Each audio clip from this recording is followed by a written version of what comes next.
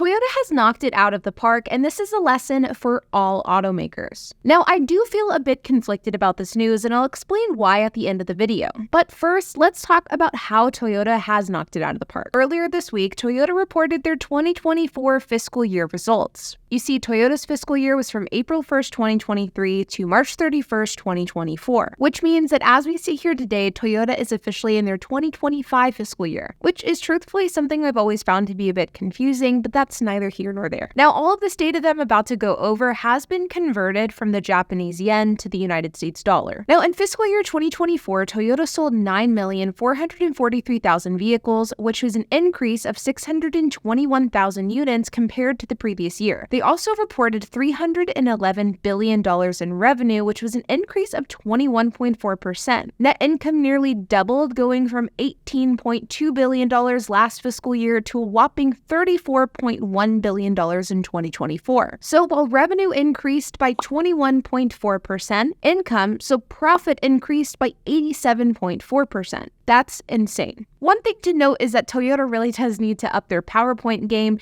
because this is an eyesore. Looking at Toyota's sales data, not only did the company see growth with their gas vehicles, but their hybrid vehicles and their electric vehicles as well. And on the topic of hybrids, of all of Toyota's sales volume, 1/3 of it was made up of hybrids. In fact, Toyota sold 3.7 million hybrids in fiscal year 2024, and this equates to a 32% increase in unit volume for hybrids, but it also equates to a 26% market share increase for hybrids across Toyota's entire lineup. So the amount of hybrids that Toyota sells in relation to how many vehicles Toyota sells overall, that increased by 26%. And unlike EVs, which were brands like Ford and GM were resulting in billions of dollars in losses, Toyota's hybrid line is not only as profitable as gas cars, but in many instances is actually more profitable. And truthfully, this is where other automakers were simply wrong and Toyota was right, at least as of now, and I feel like this isn't acknowledged enough in mainstream media. Back when virtually all other automakers were touting their EV promises and claims, Toyota was silent. Toyota never jumped on the EV bandwagon. In fact, throughout 2022, then Toyota CEO Akio Toyoda repeatedly made statements that he isn't all in on EVs, with the president of Toyota even stating that the silent majority in the automotive industry is also not convinced of an EV-only future. And because of this, Toyota was never all in on EVs. They didn't pretend like they were, and they certainly didn't pivot their automotive plans to reflect this end goal. And Toyota was right, because while in 2022, the majority of automakers were making pledges to go full EV, but today, most automakers have shifted that focus, either by delaying their EV transition or by shifting the focus to hybrids entirely. And in this fiscal year report, Toyota made it really clear that their outlook and viewpoint on EVs really hasn't changed short term, and that overall, their EV outlook is pretty conservative. In fact, current Toyota CEO Koji Sato stated in the fiscal year report that the infrastructure is just not there to support widespread battery electric vehicle use, and the value-added proposition of EVs still is not attractive enough for mainstream customers. So aiming at that period, we would like to make sure that we're ready to provide battery electric vehicles in a Toyota way.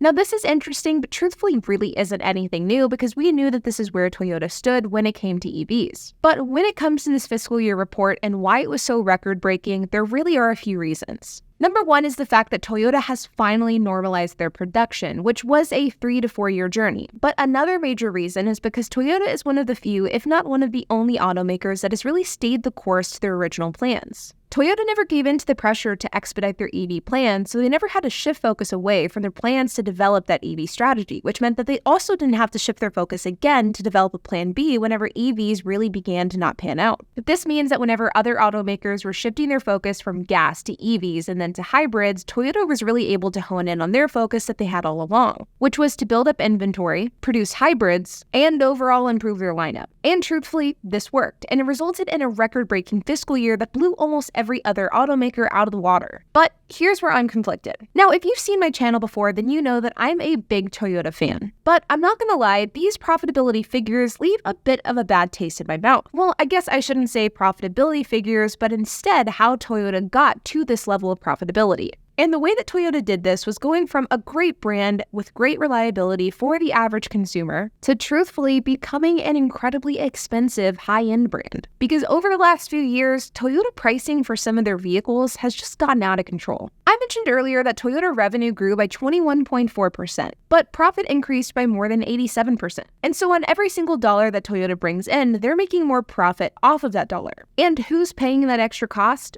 Well, we are. Similar to most automakers out there, Toyota has gotten rid of most of their budget cars, and they've really doubled down on their SUVs and high-end sedans. Currently, the cheapest car in Toyota's lineup is the Corolla, and it starts at $22,000. Compared to the Toyota Yaris, which in 2020, the last year it was produced in the States, it had an MSRP of $16,600. So Toyota has gotten rid of most of their affordable cars. Though I will admit that two relatively affordable cars, the Corolla and the Camry, both are over $20,000. They are still considered a below average price for a new car in this current market. And so while Toyota does still offer some affordable cars, some of their most popular cars out there have increased in price by quite a lot. For example, the TRD Pro Tacoma is one of the best and most recent examples of this because it was just revealed that the new 2024 model will have an MSRP of $65,395 starting, which is an $18,710 difference from the 2023 TRD Pro model, which started at $46,685. That's insane. And sure, it is an updated version, but to pay $65,395 for a mid-sized truck is crazy. Now, that is the TRD Pro model, which is one of the highest trim models for the Tacoma, but let's even look at some of the lower-end models of the Tacoma. The prior generation of the Tacoma had an MSRP of $28,600. The 2024 model has an MSRP of starting at $31,500. That's a 10% difference. So the base model Tacoma has increased in price by 10%, while one of the higher trim models has increased by 40%, and every single model in between has increased in price somewhere between 10 and 40% as well. And for the sake of being fair to Toyota, I do think it's important to note that these price increases aren't a problem across Toyota's entire lineup, but it does seem to be an issue across Toyota's newest generations as well as some of their most popular vehicles. For example, the RAV4, which hasn't had a proper refresh in a while, and the Prius, which has had a refresh, are two examples of cars that have had modest price increases over the last few years. But with some of Toyota's most hotly anticipated cars, it's a much different story. Like the Tacoma, the Land Cruiser, and no doubt the 6th-gen 4Runner. Toyota knows that these cars are insanely popular, that people are going to pay a premium for this, and they are absolutely capitalizing on that. Which, on one hand, I get, but on the other, it does make me a bit sad to see such an iconic brand like Toyota increasing their prices so high that some of their most popular vehicles are becoming unattainable to the customers that used to enjoy them. And it just makes Toyota a bit harder to justify. And so that's where my own conflictions come into play. Toyota is crushing it. In fact, Toyota has had the foresight to recognize that the EV transition felt rushed and untimely back in 2022. And that's impressive, and it's something that Toyota as a brand deserves more credit for. But on the flip side, price hikes across Toyota's lineup, particularly with their most popular vehicles and their dealership markups that are plaguing Toyota dealerships across the country, it just leaves a bad taste in my mouth, especially when it comes at a time where Toyota is making record profitability, so they could absolutely make cars more affordable if they really wanted to. And while I know that I'm excited for cars like the 6th-gen 4Runner and even their EVs in 2026 to come out, it makes me really skeptical of what that's actually going to look like and what these cars are going to be priced at once they are officially rolled out and on everyday roads. And the reality is, like many of you watching my channel, I just miss affordable cars. But like always, you guys, I hope that you enjoyed this video. If you have any questions, comments, if you have anything to add, I would love to hear it, so make sure to leave a comment down below. And while you guys are at it, make sure to hit the like button, hit that subscribe button, and hit the notification bell. And I will see you guys in the next video.